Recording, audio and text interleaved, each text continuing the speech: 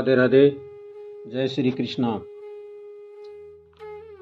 तत्स पौगंड वये श्रितो वज्रे बभूतो स्तो पशुपालन समत्तो गाश्चार्यन्तो सखीभि संपदे वृंदावनम पुण्यम मतिम चक्रीकृतु। हे राजन, श्री कृष्ण ने 5 वर्ष बिता करके 6वें वर्ष प्रवेश करते ही गोवत्स चारण लीला छोड़कर गोचारण लीला आरंभ की, यानी बछड़ा चराना छोड़ करके गाय चराणु शुरू करी। गाय चराणु शुरू कद करी?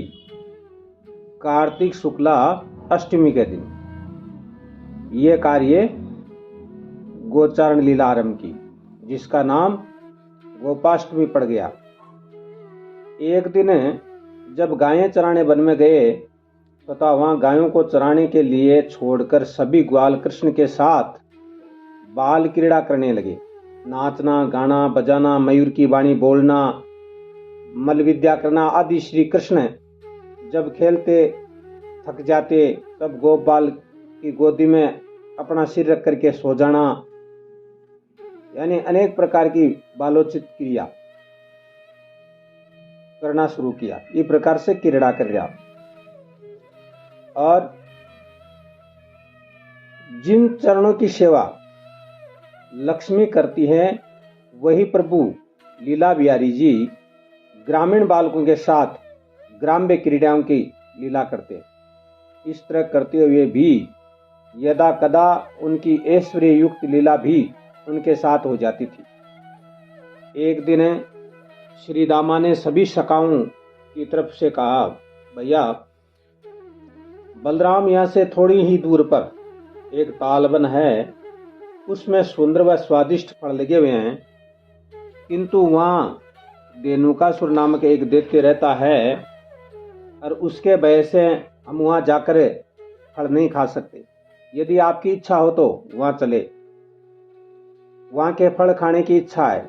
यह कहकर श्री दामा बलराम के मुख की तरफ देखने लगा। सखाओं के वचन सुनकर उनकी इच्छा पूर्ण करने हेतु श्री कृष्ण बलराम को तथा ग्वाल बालों को लेकर उस तालबन में जा पहुँचे। वहाँ जाकर बलराम जी ने पेड़ों को हिलाया। फल स्वरूप खूब फल जमीन पर गिर पड़े। फलों के गिरने की आवाज़ सुनते ही धेनुकासुर गद्दे का रूप धर करके तालबन में आया और बलराम जी पर अपनी लात चलाई। अनंत पहले से ही सचेत थे और उसके पीछे के दोनों पैर पकड़ करके आकाश में घुमाते हुए भूमि पर पछाड़ दिया।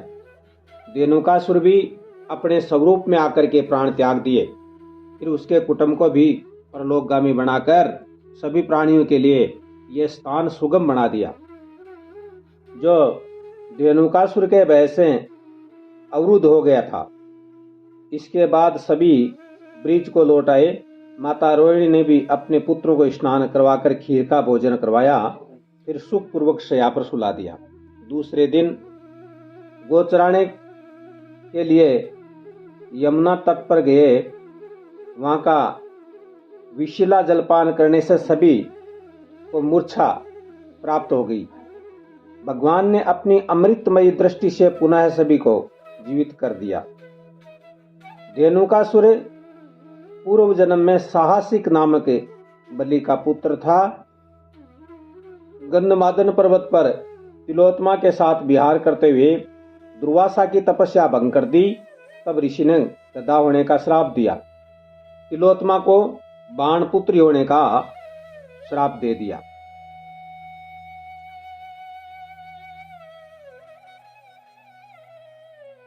ये परीक्षित, कृष्ण ने देखा कालिय नाग ने यमुना जल को बहुत ही जहरीला बना दिया है। जो भी पीता है वही मृत्यु को प्राप्त हो जाता है। अतः इसे शुद्ध करके सर्प को यहाँ से निकाल कर इस स्थान को भी शुद्ध कर दूं, ये विचार करके कालिय नाग को यमुना से निकाल दिया। राजा ने पूछा, हे महाराज सुखदेव जी, ये नाग यमुना में क्यों रहता था? श्री कृष्ण ने उसे क्यों और कैसे निकाला? यह रहस्य मुझे बतलाने की कृपा करें। सुखदेव जी ने कहा, हे राजा, कालिय नाग के यमुना में रहने का कारण सुनाता हूँ, दत्तचित होकर के सुनो। इस नाग के 100 फण थे। अपनी श्वास से यमुना जल इतना विषाक्त कर दिया कि इसके ऊपर से कोई भी पक्षी निकल जाता तो उसे प्राणों से हाथ धोना पड़ता। यह सोच करके गेंद खेलने का बहाना बनाया तथा गेंद को यमुना में फेंक दिया। फलस्वरूप गेंद के निर्मित झगड़ा हो गया। जब गेंद लाने के लिए कृष्ण यमुना में कूद पड़े और कूदने के बाद सभी ब्रिजवासियों में खलबली मच गई और आपसी में सभी ये कहने लगे, यह क्या हुआ, यह क्या हुआ। और यमुना के पास में गेंद खेलना कोई जरूरी थोड़ी था।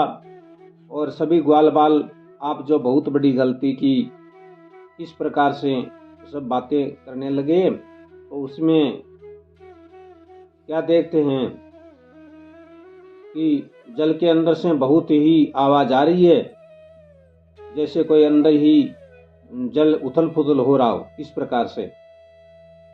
और भगवान कृष्ण और नाग दोनों आपसी में झगड़ा करने लगे। और जो ही कालिए नाग ने अपने फन फैलाए और फणों को फैला करके भगवान पर झपटा मारा, तो भगवान उछल करके उसके फणों के ऊपर नाच करना शुरू कर दिया और अपनी मधुर बंसी की आवाज शुरू की और फणों पर नाच किया। जब फणों पर नाच होना शुरू हुआ और कालिए नाग अपना जोर लगाया, लेकिन उसे कुछ भी नहीं हुआ और फण फण पर भगवान ने अपने पद चिन्ह अंकित कर दिए। मुंह से खून बहने लग गया और नागिने जो है भगवान से प्रार्थना करने लगी, नाग पत्नियां, हे भगवान इसको जिंदा छोड़ो। भगवान ने कहा, तू इस जल को बहुत ही विषैला बना दिया और इस स्थान को यहां से छोड़ करके तेरा जो स्थान है रमणक द्वीप, वहां पर चला जा और वहां पर जाकर के आराम से रहे। तेरे को आज के बाद में वहां कोई दिक्कत नहीं होगी। और भगवान का अवतार दुष्टों को दंड देने के लिए ही हुआ है, सो इसे दंड दे करके अच्छा कार्य किया, यानी यमुना के जल को शुद्ध कर दिया। और नाग कहता है,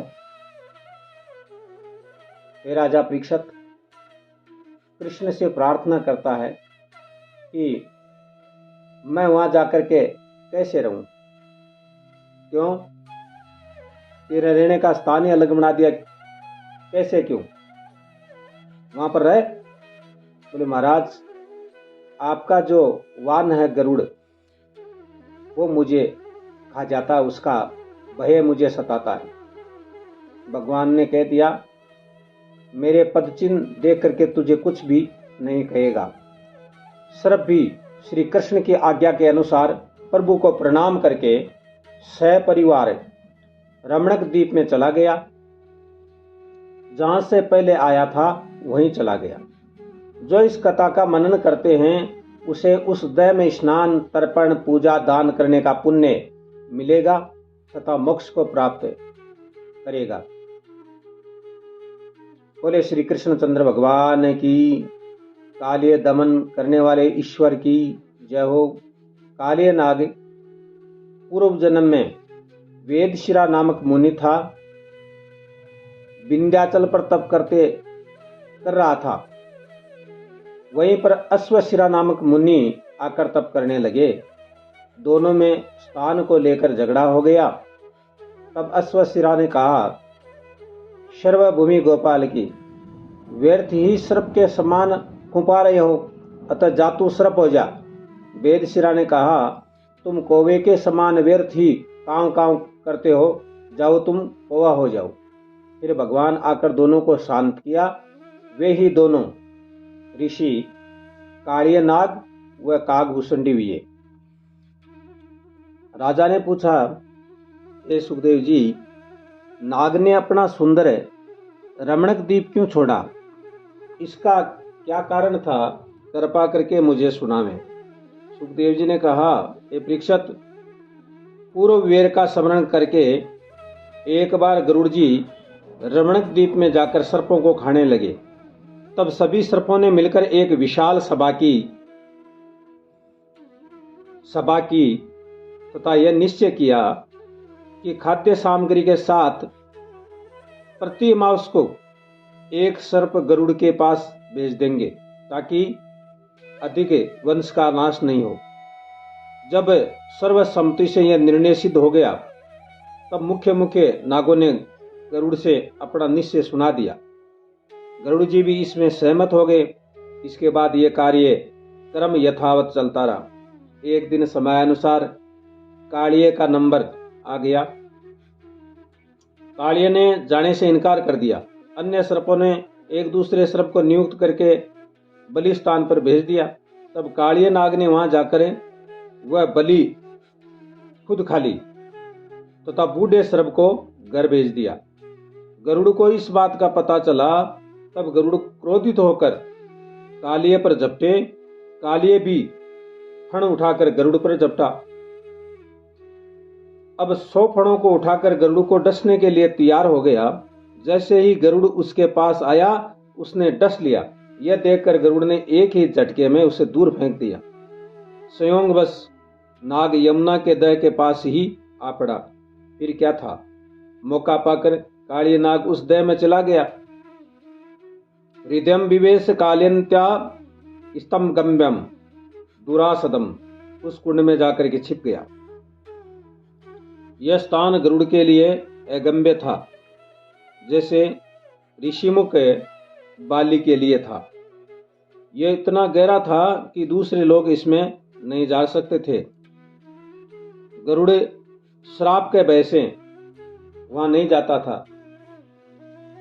गरुड़ को सोबरी ऋषि का श्राप था कि गरुड़ यहां आएगा तो मर जाएगा। यह बात कालिये को याद थी, कारण नारद जी ने कहा था कि नाग जब भी तुझे गरुड़ से भय हो तो इस कुंड में आ जाना। श्राप का कारण एक बार गरुड़ यहां आकर मछलियां खाने लगा। दुखित मछलियां इधर उधर दौड़ने लगी। तब ऋषि ने गरुड़ से कहा, यह ऐसा कार्य मत करो, किंतु गरुड़ ने कोई ध्यान नहीं दिया।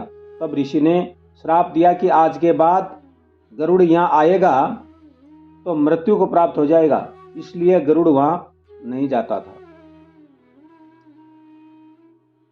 और नागनाथ कृष्ण यमुना के बाहर आ गए तथा नाग को छोड़ दिया। उसके बाद वहीं पर ठाट बाट से उत्सव मनाया। माता ने कृष्ण को गोदी में बिठा करके मंगलाचरण करवाया, दान पुण्य भी किया। फिर सभी लोग रात को ये वहीं यमुना तट पर सो गए। आधी रात में उस वन में दावाग्नि भड़क उठी। उससे सभी लोग भयभीत होकर श्री कृष्ण बलराम की शरण में गए। हे कृष्ण, हे बलराम, बचाओ बचाओ। इस तरह से उनको भयभीत देखकर दावाग्नि का पान करके ब्रिजवासियों को भय से मुक्त कर दिया। बोले श्री कृष्णचंद्र भगवान की जय।